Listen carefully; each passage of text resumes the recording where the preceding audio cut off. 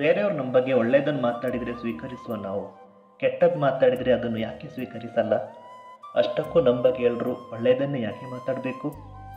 ಅದರಿಂದ ಮುಖ ತೋರಿಸಿ ಎಲ್ರಿಗೂ ತಲೆ ಎತ್ತಿ ನಾವು ನಡಿಬೋದು ಅಂತನಾ?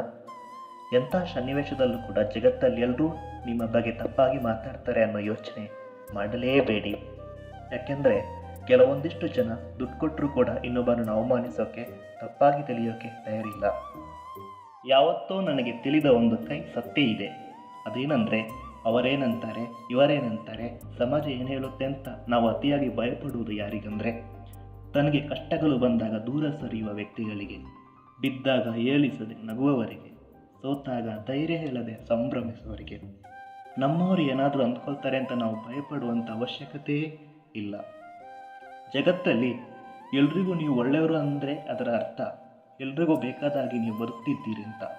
ಜೀವನದಲ್ಲಿ ನಮಗೆ ಒಳ್ಳೆಯದಾಗುವುದು ಬೇರೆಯವರಿಗೆ ನಾವು ಒಳ್ಳೆಯವರು ಅಂತ ಅನಿಸ್ದಾಗಲಲ್ಲ, ನಮ್ಮೊಳಗೆ ಬದಲಾವಣೆಗಳಾದಾಗ. ಆ ಬದಲಾವಣೆ ಸಕಾರಾತ್ಮಕವಾಗಿ ನಮ್ಮ ಮನಸ್ಸು, ದೇಹ ಮತ್ತು ನಮ್ಮ ಕಾರ್ಯದ ಮೇಲೆ ಪರಿಣಾಮ ಬೀರಿದಾಗ. ಬೇರೆಯವರಿಗೆ ಒಳ್ಳೆಯವರು ಅನಿಸ್ಬೇಕು ಅಂತ ಬದುಕಿದಾಗ ನಮ್ಮೊಳಗೆ ಬದಲಾವಣೆ ಆಗುವುದೇ ಇಲ್ಲ. ನಮ್ಮೊಳಗೆ ನಾವು ಬದಲಾದರೆ ಬೇರೆಯವರು ನಮ್ಮನ್ನು ಒಳ್ಳೆಯವರು ಅಂತ ಹೇಳದಿದ್ರೂ ಕೂಡ ಚಿಂತೆಯಾಗುವುದೇ ಇಲ್ಲ. ಜೀವನದಲ್ಲಿ ನಿಮ್ಮನ್ನು ದೂಷಿಸುವ ಪ್ರತಿಯೊಬ್ಬ ವ್ಯಕ್ತಿಯ ಬಗ್ಗೆ ಬೇಜಾರು ಮಾಡಿಕೊಳ್ಬೇಡಿ. ನಮ್ಮ ಯಾರೂ ದೂಷಿಸದೇ ಇದ್ದರೆ ನಮ್ಮ ತಪ್ಪು ಹೇಗೆ ತಿಳಿಯುತ್ತದೆ? ನಮ್ಮ ತಪ್ಪು ಇಲ್ಲದೇ ಇದ್ದರೆ ಒಳ್ಳೆಯದು, ಇದ್ದರೆ ತಿದ್ದುಕೊಳ್ಬೇಕು.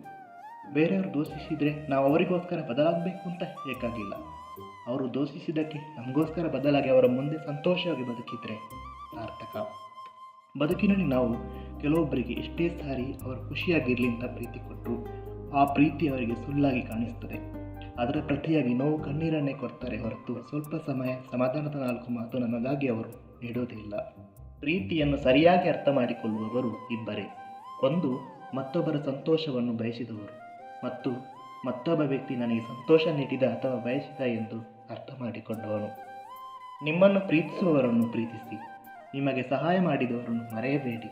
ನಿಮಗಾಗಿ ಸಮಯ ಕೊಟ್ಟು ಮಾತಾಡುವ ವ್ಯಕ್ತಿಗಳನ್ನು ಯಾವತ್ತೂ ಕಡೆಗಣಿಸಬೇಡಿ. ಯಾಕಂದರೆ ಅವರು ನಿಮ್ಮ ಜೀವನದ ಮುಖ್ಯ ವ್ಯಕ್ತಿಗಳು. ಅಪವಾದಗಳು ನಿಜವಾದ ಆತ್ಮೀಯರು ಯಾರೆಂದು ತೋರಿಸುತ್ತದೆ. ಅದರಿಂದ ಅಪವಾದ ಬಂದಾಗ ಅದಕ್ಕೂ ನಾವು ಥ್ಯಾಂಕ್ಸ್ ಹೇಳ್ಬೋದು.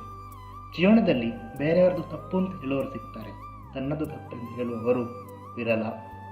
ಸಮಯ ತೀರ್ಮಾನ ಮಾಡಿದಾಗ ಯಾರನ್ನೂ ನಾವು ಕೈ ತೋರಿಸಿ ಕೆಟ್ಟವರು ಒಳ್ಳೆಯವರು ಅಂತ ಹೇಳುವ ಅವಶ್ಯಕತೆ ಬರೋದಿಲ್ಲ. ಯಾಕಂದರೆ ಎಲ್ಲವನ್ನು ಏನು ಅಂತ ಸಮಯ ತೋರಿಸ್ತದೆ.